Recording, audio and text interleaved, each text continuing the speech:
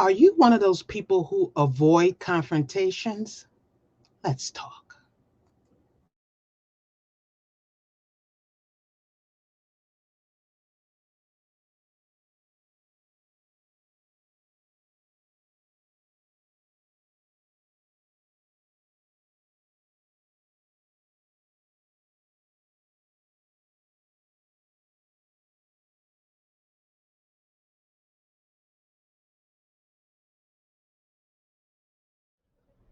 I am your poetic haiku host, Kim B. Miller, the first African American poet laureate for Prince William County, Manassas, and Manassas Park, Virginia, award winning spoken word poet, facilitator, speaker, teaching artist, author.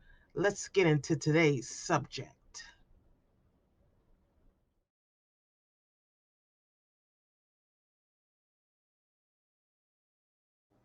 Hi, welcome, welcome.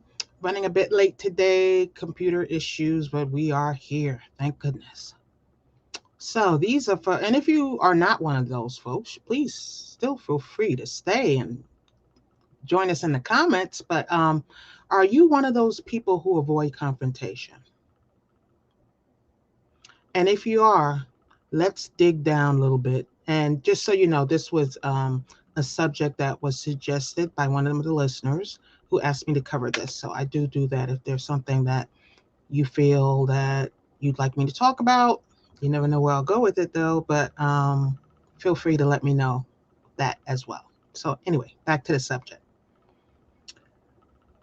So, you feel that you're not one of those people who like confrontation. First of all, those of us who don't mind it don't like it. There are some people who love it and, just live for the fact that they can argue with somebody. But in general, most people just don't like it, but they have a process to which they deal with it. So, just to put that out. Anyway, for those of you who don't like it at all, I'm going to ask you a few questions for you to think about for you because only you can answer it anyway. So, you know how that works, self reflection, etc. Are you afraid of confrontation or are you afraid of saying no because you don't say no too much of anything? Question one. Question two. Are you afraid of hurting someone's feelings? Question three. Is it really about the confrontation or is it about standing up to someone that you like? And all those questions, they may not all be yeses, they may all be nos, but a lot of that is going to lead you to your information. Is this really about the confrontation itself or is this something about you? Because even if you avoid confrontation and you're the person who I'm just not going to be the one and I'm just not going to be doing all that, doesn't mean you're not getting confronted. It's just that you are not answering the call. What do I mean by not answering the call? Once people realize, because as we've learned through great poets, you teach people how to treat you. Once you've taught someone that you are a person who avoids confrontation, they may use that as a tool to work against you, to walk over you, because they know they can say or do whatever they want because you're going to avoid confronting them. And that brings up a whole nother series of problems. I'm not that. Don't. I'm just telling you what the result of that sort of thinking is. Does that mean you have to be all in your face and you don't know who you're dealing with? I ain't the one, the two, the three. I'm not talking about any of that.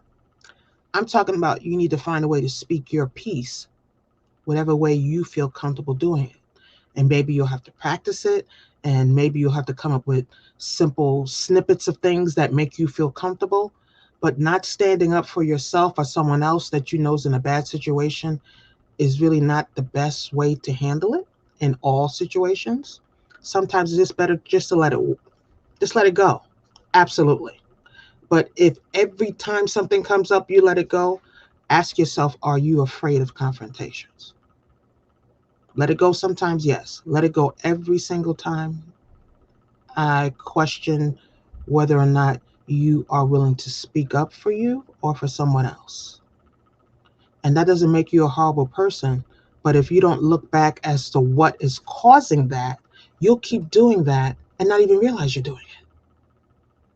But unfortunately, the person who may be manipulating you got you down, boop, target acquired. I'll say this, do this, because they're not going to do nothing because they don't like confrontation. Watch this. And you, the unwitting victim or witting victim, knowing victim, being a party to this situation. So you say, okay, Kim, maybe that's me, maybe that's not me. What do I do about it? First, you got to get to the root. Too many people cutting off weeds at the top and then wonder why they come back every year. Get to the roots. Why do you feel secure in not saying anything? Or why do you feel insecure about your own opinion or voicing yourself or whatever it is? Because there's roots to this normally. Get to the root so you can find out how to cure it. If you find out, maybe you look back and you self-evaluate and you say, wow, when I was, younger, there was no opinion necessary and, seen, not heard, blah, blah, blah. So I kind of grew into that philosophy. And each time I spoke up, I got shot down. So now I kind of just protect my peace. Very understandable. Very understandable. But as adults and as we get older, if you're a teenager watching this, as we get older, we have to find a way to make our point and find our voice and to be fair about it. Because everything doesn't have to be a battle either. I'm not talking about jumping in people's faces and cursing and getting in fight. None of that. I'm just saying finding a way to comfortably say, I disagree with that. I can't tell you how many times I would sit in meetings and I would sometimes be the main person bringing up things that that needed some change, and sometimes it wasn't me. It wasn't always me. And then the other people who sat quiet in the meeting would come to me after, go, yeah, that was a great point. Yeah, I totally agree. I'm like, well, why didn't you say something in the meeting? This is back when I was in telecommunications. And I would say, well, why didn't you say, well, no, that's not me. But change is not going to come if change can come from one person. First, let me say that. One person's voice is powerful enough to make change. But a chorus of change makers is a beautiful sound that sometimes makes the change more, what's the word I'm looking for? More plausible, more have a chance of happening because they're like, well, it's not just this one voice, it's all these voices saying it. So if you see someone out there by themselves on a limb, so to speak, speaking something that you absolutely agree with, absolutely concur, absolutely see their premise, agree with the premise, agree with what they're saying, then join them. Find your way of joining them. You don't have to do it the way they're doing it. Find your way. A couple of ways could just simply be saying, I agree. Maybe you're not one of those people who want to be into a whole paragraph of why you agree or blah, blah, blah. That doesn't mean once you say I agree that someone's not going to ask you why. But you could just say I agree, and that's simply what I want to say at this point. Or I disagree, and that's all I simply want to say at this point. Find a voice that suits for you. It doesn't have to be a yell-a-thon. It doesn't have to be approving of who you are every time you open your mouth. I think we have become a society of, you're this person, prove it every time you say something, prove it, back it up, 15 levels of fact. If your heart of hearts tells you to go a certain way and that's enough for you, then let that be enough for you. Everything you believe in doesn't have to be proved to a point of infinitesimal levels for everybody else. Decide what you are comfortable with. But first, are you willing to do the work that's necessary to look back? Because really, that sounds like a trauma response, a lack of being willing to confront someone. And when I say confront someone, I mean, an example. Hey, I disagreed with what you said, and I've come up with an alternative that I think would be more beneficial for us to do. Simply stating what you want why you want it, why you agree or why you disagree can go miles for you. But someone else can't cover you the way you cover you. So when you find a way to explain how you feel and own it, it doesn't have to be loud, it doesn't have to be boisterous, it doesn't have to be conceited, it doesn't have to be arrogant. It can be soft, it can be quiet, it can be elegant, it could be rough, it could be a literary masterpiece, it could be a butchering of every sentence. None of that matters as long as you feel comfortable with what you said and how you addressed it. We spend so many time trying to look a certain way to someone else, we forgot how to look for us. How do we feel about what we said? How do we feel about how we address this situation? If everybody, I've said this before, if everybody is happy but us, nobody's happy. And a lot of times, even though you haven't said your piece and you've caused no waves, you're still not happy. Because at the end of the day, you're like, I didn't say what I wanted to say in a way that I wanted to say it because I wasn't sure how to say it. Maybe you were angry at the time and you didn't want it to come out that way. Then find a way to calm yourself down in the moment to say some of the things that's necessary for you to be heard. You deserve to be heard. You matter. So when you allow someone else to take your voice away, you give them too much power. That is power they should not have. No one should have the right to speak for you when they're not speaking correctly for you.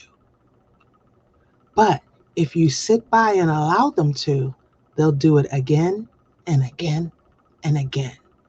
So finding your voice. Again, a lot of people think confrontation is about this battle. It's about this, I'm gonna tell you something. It's not about that. It's about finding a way to say for you what is important to you. And take away the word confrontation and make it discussion. You'd be more than willing to have a discussion with someone.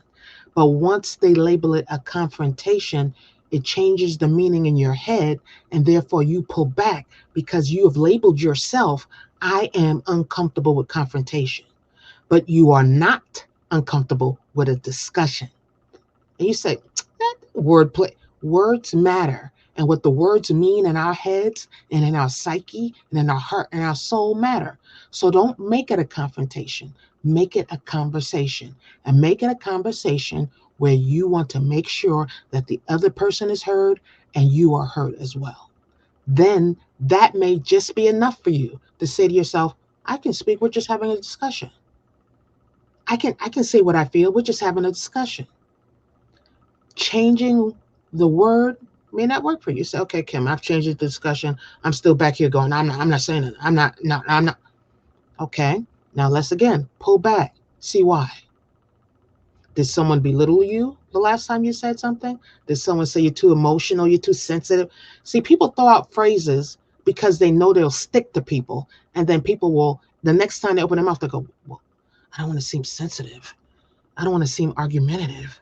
I don't want to seem whatever label they gave you. So now you say nothing.